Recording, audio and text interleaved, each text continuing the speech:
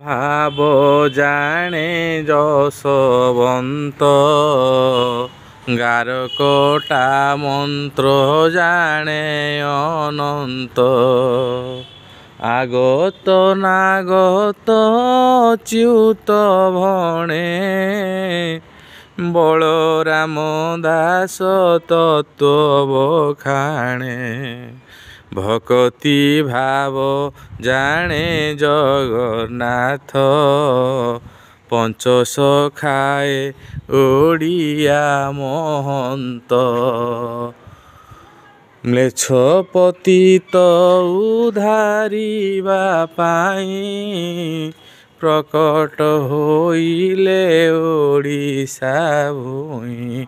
ଜୟ ଜଗନ୍ନାଥ, ଜୟ ଜଗନ୍ନାଥ, ଜୟ ଜୟ ଜଗନ୍ନାଥ। ଆଜି ଆପଣମାନଙ୍କର ଅତ୍ୟନ୍ତ ସୌଭାଗ୍ୟର ବିଷୟ, ଆପଣମାନଙ୍କୁ ଗୋଟେ ପୁରୀର ଅତ୍ୟନ୍ତ ଗୁପ୍ତ ସ୍ଥାନ ଶ୍ରୀ ଜଗନ୍ନାଥ ଦାସଙ୍କର ସାଧନ ପୀଠ, ଏଇଠାରେ ଓଡ଼ିଆ ଭାଗବତ ରଚନା କରାଯାଇଥିଲା। ଏଇଠାରେ ପ୍ରଥମ ଓଡ଼ିଆର ସମ୍ବିଧାନ ଭାଗବତ ଗ୍ରନ୍ଥ ସୁରକ୍ଷିତ ହୋଇ ରହିଛନ୍ତି, ଯେଉଁଠାରେ କି ଲେଖକ ଅତିବଡ଼ି ଜଗନ୍ନାଥ ଦାସ ଏଇଠାରେ ଭାଗବତ ରଚନା କରିଥିଲେ ଏବଂ ସେହି ପୋଥିଟି ଏପର୍ଯ୍ୟନ୍ତ ଏଇ ମଠରେ ବହୁତ ସୁନ୍ଦର ଭାବରେ ଆପଣମାନଙ୍କର ଆଜି ଦିନଟି ପାଇଥିବ, ଏ କଥା ଆଶା କରୁଛି। ଅକିଞ୍ଚନ ଅମରଜିତ୍ର ପ୍ରଣାମ ସ୍ୱୀକାର କରନ୍ତୁ। ଏଠି ପ୍ରାଚୀନ, ଅତି ପ୍ରାଚୀନ ଜରାଜୀର୍ଣ୍ଣ ଅବସ୍ଥା ହୋଇଗଲାଣି ଓଡ଼ିଆ ମଠ, ଶ୍ରୀ ବଡ଼ ଓଡ଼ିଆ ମଠ।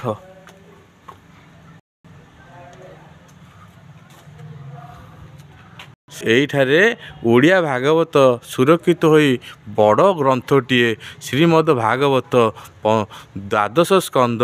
ତେଣୁକରି ଏଠାରେ ଭଗବାନ ଶ୍ରୀ ଜଗନ୍ନାଥଙ୍କର କଥା, ଶ୍ରୀ ଜଗନ୍ନାଥଙ୍କ ଧାମରେ ବସି ଶ୍ରୀ ଜଗନ୍ନାଥ ଦାସ ରଚନା କରିଥିଲେ। ସେ ଥିଲେ ଶ୍ରୀ ରାଧାରାଣୀଙ୍କର ଅଂଶବିଶେଷ। ତାଙ୍କର ମଧ୍ୟ ଏଠାରେ ଗୋଟେ ଛୋଟିଆ ଗୋଶାଳାଟିଏ ଅଛି।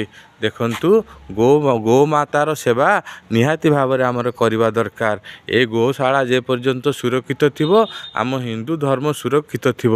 ଏମିତି କୌଣସି ଯଜ୍ଞ ନାହିଁ ଯାହାକି ଗୋମାତାର ଗୋମୟ, ଗୋମୂତ୍ର, ଏଇ ପଞ୍ଚଗବ୍ୟ ଦରକାର। ତା ତେଣୁ ପଞ୍ଚାମୃତ ଦରକାର, କ୍ଷୀର ଦରକାର, ଦହି ଦରକାର।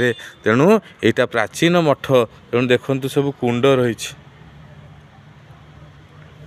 ଏଠି ମଧ୍ୟ ଧାନ ଚାଉଳ ସବୁ ରହିବା ପାଇଁକା ଖମାର ସବୁ ଥିଲା। ଆମର ସବୁ ମଠ ଭାଙ୍ଗିଦେଲେ ସରକାର। ଇଏ ଗୋଟିଏ ମଠ କେମିତି ରହିଯାଇଛି। ଆଉ କେତେ ଦିନ ପରେ ୟାର ମଧ୍ୟ ଅସ୍ତିତ୍ୱ ଲୋପ ପାଇଯିବ। ଆପଣମାନଙ୍କ ପାଖରେ ଏଇ ଭିଡ଼ିଓଟି ନିଶ୍ଚିନ୍ତ ଭାବରେ ଗୋଟେ ସ୍ମୃତିର ସାକ୍ଷର ବହନ କରିବ। ମୁଁ ବର୍ତ୍ତମାନ ସେଇ ମଠର ଭିତରକୁ ପ୍ରବେଶ କରୁଛି, ଅତି ଗମ୍ବୁଜ ରାସ୍ତା ଦେଇ। ବର୍ତ୍ତମାନ ଏହା ହେଉଛି ମଠର ଅଭ୍ୟନ୍ତର। ଏଠାରେ ଶ୍ରୀ ଜଗନ୍ନାଥ, ବଳଭଦ୍ରଙ୍କର ମୂର୍ତ୍ତି ରହିଛି।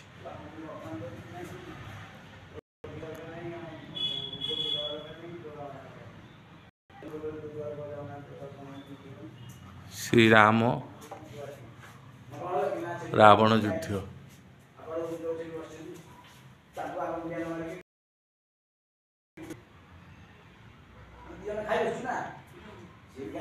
ରାମ ରାବଣ ଯୁଦ୍ଧ। ଏଠାରେ ଶ୍ରୀକୃଷ୍ଣ, ଏପଟେ 3 ଜଣ ସଖୀ ଚାମର ସେବା କରୁଛନ୍ତି, ଘଣ୍ଟି ବଜାଉଛନ୍ତି, ଦୀପ ଦେଉଛନ୍ତି, ପାନ ଖୁଆଇ ଦେଉଛନ୍ତି। 5 ଜଣ, ଏପଟେ 5, ସେପଟେ 3, ଅଷ୍ଟସଖୀ। ଏଠି ରାମ ରାବଣ ଯୁଦ୍ଧ।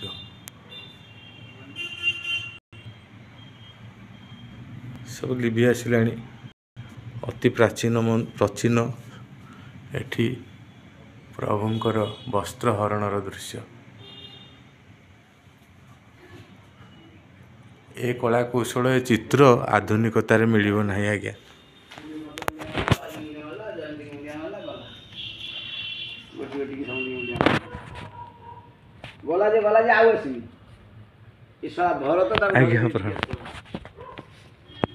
ଏଠାରେ ମହନ୍ତ ମହାରାଜ ଶ୍ରୀ ଜଗନ୍ନାଥ ଦାସଙ୍କର ପୀଠ, ବଡ଼ ଓଡ଼ିଆ ମଠର ମହନ୍ତ ମହାରାଜ ବ୍ୟସ୍ତ ଅଛନ୍ତି ତାଙ୍କର ଭକ୍ତମାନଙ୍କ ସହିତ।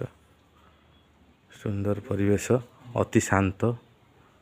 ଏଠାକାର ତୋରଣ ସବୁ ସବୁ ମଠ ତ ଭଙ୍ଗା ହେଇଗଲା, ଏଭଳିଆ ତୋରଣ କାରୁକାର୍ଯ୍ୟ ଆଉ ଦେଖିବାକୁ ମିଳିବ କି ନାହିଁ। ପ୍ରଭୁ କରନ୍ତୁ ଏଇ ମଠଟି ସବୁବେଳେ ସୁରକ୍ଷିତ ଥାଉ।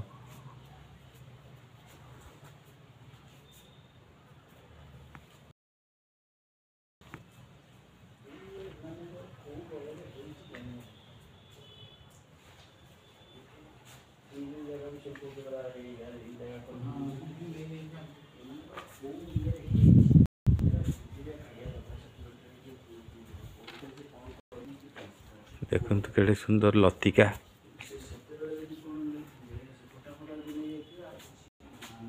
ପ୍ରାଚୀନକୁ ସୁରକ୍ଷା ଦେଇ ଆଧୁନିକକୁ ନିର୍ମାଣ କଲେ, ନହେଲେ ଦୁର୍ଗତି। ଦେଖନ୍ତୁ ଏହା ଭିତରର ଦୃଶ୍ୟ। ବେଢ଼ା ମନ୍ଦିରର ପୁରୀର ଗୋଟିଏ ସ୍ୱାତନ୍ତ୍ରା ଯେଉଁ ପ୍ରାଚୀନ ପୀଠ, ତାର ବେଢ଼ା ଭିତରେ ବହୁ କଷ୍ଟରେ ମୋବାଇଲ ଆମେ ବ୍ୟବହାର କରୁଛୁ, କିନ୍ତୁ ମନ୍ଦିର ଭିତରେ ଅଭ୍ୟନ୍ତରରେ ବହୁତ ସୁନ୍ଦର ସୁନ୍ଦର ତଥ୍ୟ ଭରା ଦୃଶ୍ୟ ରହିଛି, ମୂର୍ତ୍ତି ରହିଛି, କିନ୍ତୁ ତା ଭିତରେ ଫଟୋଗ୍ରାଫି ଆଲାଉ ନାହିଁ। ତେଣୁକରି ଆପଣ ମୁଁ ଯେତିକି ପାରୁଛି ସେ ସ୍ଥାନ ଦେଖେଇ ଦେଉଛି। ନିଜେ ପ୍ରତ୍ୟେକ ଭିଡ଼ିଓରେ ଦେଖିବା ଅପେକ୍ଷା ନିଜେ ଆସିକିରି ଏ ସ୍ଥାନରେ 5-10 ମିନିଟ୍ ଭିତରେ ଯଦି ଆପଣ ପହଞ୍ଚିକିରି ପୁରୀ ଆସୁଛନ୍ତି, ମନ୍ଦିର ଠାରୁ 5-10 ମିନିଟ୍ର ରାସ୍ତା। ବଡ଼ ଓଡ଼ିଆ ମଠ ଶ୍ରୀ ଜଗନ୍ନାଥ ଦାସ। ଏଠାରେ ପ୍ରତାପ ରୁଦ୍ରଦେବଙ୍କର ରାଣୀମାନେ ଆସୁଥିଲେ। ରାଣୀ ହଂସପୁର ଏଇଟା।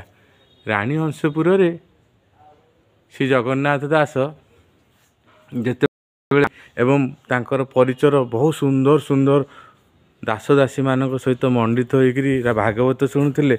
କେତେଜଣ କୁଶ୍ଚାଟ ରଟନାକାରୀ ଯେଉଁମାନେ ସହିପାରନ୍ତି ନାହିଁ, ସେମାନଙ୍କର କ'ଣ ନା ମାଛି ପରି, ଗଣଗଣିଆ ମାଛି ପରି ମାଛି ପୋଚରା ସ୍ଥାନ ଖୋଜୁଥାନ୍ତି।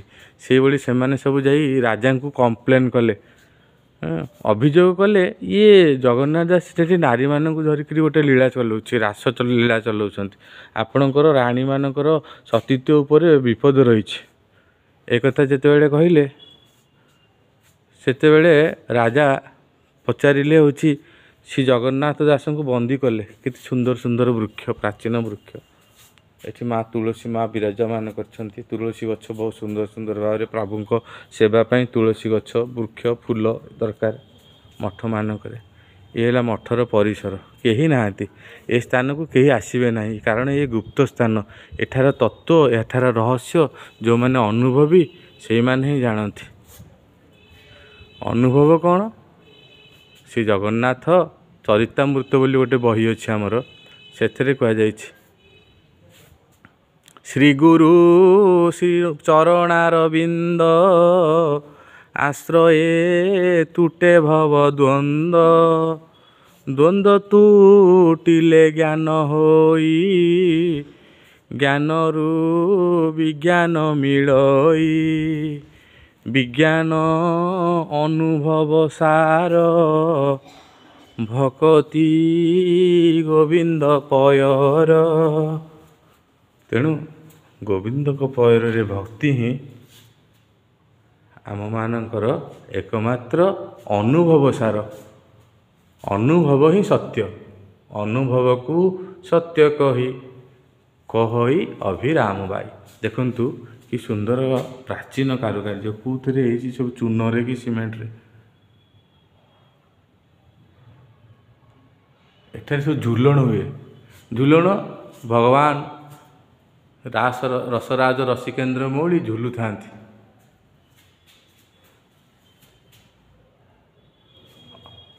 ତାଙ୍କର ଦୋଳି ଖେଳିବାଟା ସବୁଠାରୁ ଆନନ୍ଦମୟ।